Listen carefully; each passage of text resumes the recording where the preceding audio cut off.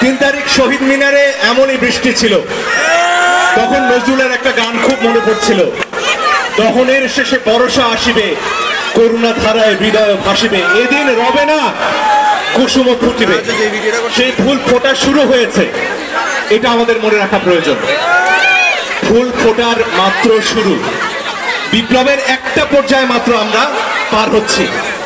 সে পর্যায়ে একজন স্বৈরাচারের পতন ঘটেছে, কিন্তু যে দীর্ঘ পুরনো স্বপ্ন আমাদের, যে স্বপ্নে বৈষম্য মুক্ত বাংলাদেশ গড়ব আমরা, যে স্বপ্নে একটা সুন্দর শিক্ষা ব্যবস্থা, একটা সুন্দর স্বাস্থ্য ব্যবস্থা গড়ব আমরা, সে স্বপ্ন পূরণ হতে এখনো অনেক বাকি। তাই আমাদের লড়াইটা দীর্ঘ। শুধু কেন্দ্র নিয়ে যদি আমরা থাকতাম, এই বিপ্লব কোনোদিন সফল হতো না। আজকে যারা দেশের নিয়ন্ত্রণ করতে এসেছেন, করছেন, যাদেরকে জনগণ ক্ষমতায় বসেছে, তাদের মনে রাখতে হবে কেন্দ্রে বসে শাসন করলে চলবে না। আপনাদের আসতে হবে রাজশাহীতে, আপনাদের শুনতে হবে দেশের প্রান্তিক মানুষের কথা। যিনি অটো চালান আজকে, তার কথা শুনতে হবে। যিনি রিক্সা চালাচ্ছেন, বলছেন ব্যাটারি না প্যাডেল, তার কথাও শুনতে হবে। সবাইকে নিয়ে বাংলাদেশ।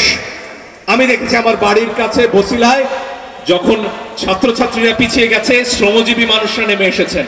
তারা নিঃস্ব, তাদের হারাবার কিছু নেই, তারা বুলেটের মুখে দাঁড়িয়েছেন। ওই যে স্বরাষ্ট্রমন্ত্রী সাবেক, তার সামনে যখন একটা ভিডিও দেখানো হচ্ছিল যে স্যার একটা গুলি করলে একটাই কমে, আর কেউ পেছায় না, এরা সেই মানুষ।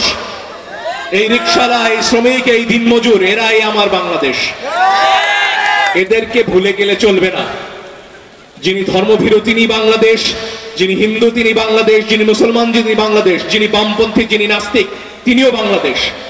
এই সবাই আমরা একসাথে হয়েছি বলেই আজকে নতুন বাংলাদেশের স্বপ্ন আমরা দেখতে পাই। দীর্ঘ সংগ্রাম আমাদের, সেখানে অনেক সমস্যার সমাধান করতে হবে, কিন্তু এই আন্দোলন থেকে আমরা কি শিখেছি, এটা বোধহয় সবচেয়ে বড় প্রশ্ন। আমার কথা বলতে পারি, এই আন্দোলনে আমি কি শিখলাম। আমি গান করা লোক, কখনো খোল বাজাই, কখনো শরৎ নিয়ে থাকি, কখনো বাঁশি বাজাই। একটু আগে যখন আসরের নামাজের জন্য সবাই আমাকে ডাকছিলেন, আমি নজরুলের ভাষায় বলেছিলাম আমি গুনাহগার বেখবর, নামাজ পড়ার নাই অবসর। আব্বাসউদ্দিন আহমেদকে উপলক্ষ করে এই গানটা লিখেছিলেন। আব্বাসউদ্দিন আহমেদ নজরুলের ঘরে এসেছেন, নজরুল তাকে জায়নামাজ পেতে দিয়েছেন, আর সেখানে নামাজ পড়া হতে হতে নজরুল অমর এক গান লিখলেন, হে নামাজি আমার ঘরে নামাজ পড়ো আজ। নজরুল নিজেকে বললেন আমি গুনাহগার বেখবর।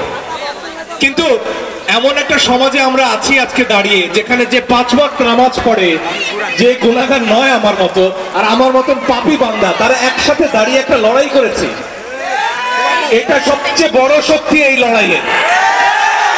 এই লড়াইয়ে যেমন মাদ্রাসার ছাত্র শহীদ হয়েছেন, তেমনি যে নাস্তিক সেও শহীদ হয়েছে। এইখানে আমাদের এই লড়াইয়ের সবচেয়ে বড় শক্তি। সত্যি কথা বলছি, একটা সময় ছিল যখন দেয়াল লিখনে বা গ্রাফিতিতে আমার মন ঘটতো, আমি বলতাম সেখানে হয়তো ক্যালিগ্রাফি ভালো নাও লাগতে পারে। এই আন্দোলন আমাকে শিখিয়েছে ক্যালিগ্রাফিও সমান সুন্দর। এই আন্দোলন আমাকে শিখিয়েছে যেমন শ্যামা সঙ্গীত সুন্দর, তেমনি সুন্দর কোরআনের তেলাওয়াত, তেমনি সুন্দর মন্দিরের ঘণ্টার ধ্বনি। এই সব মিলেই বাংলাদেশ। বাংলাদেশ এমন একটা জায়গা যেখানে এই সব আদর্শ মিলতে পেরেছে, আমরা মেলাতে পেরেছি। এই সাফল্য আমাদের।